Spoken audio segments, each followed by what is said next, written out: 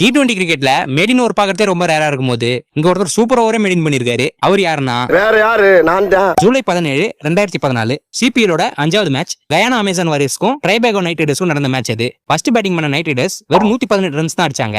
அதை சேஸ் பண்ண வந்த கயானாவும் 118 ரன்ஸ் அடிக்க அந்த மேட்ச் டை ஆகி சூப்பர் ஓவருக்கு போச்சு. சூப்பர் ஓவர்ல ஃபர்ஸ்ட் பேட்டிங் பண்ண வாரியர்ஸ் 11 ரன்ஸ் அடிச்சு நைட் ரைடர்ஸ்க்கு 12 ரன் டார்கெட்டா கொடுத்தாங்க. நைட் ரைடர்ஸ்க்கு சூப்பர் ஓவர்ல பேட்டிங் வந்தது நிக்கலஸ் புரான். ஆனா போலிங் போட்டது சுனில் நரேன். முதல் 4 பால்ல பூரானுக்கு நரேன் டாட் பால்ஸா போட்டாரு. First delivery. Third delivery. Fourth delivery. 5வது பால் பூரானோட விக்கெட் எடுத்தாரு Naren. Hit high in the air in the offside. Is this a chance? Yes, I think it is. Take on.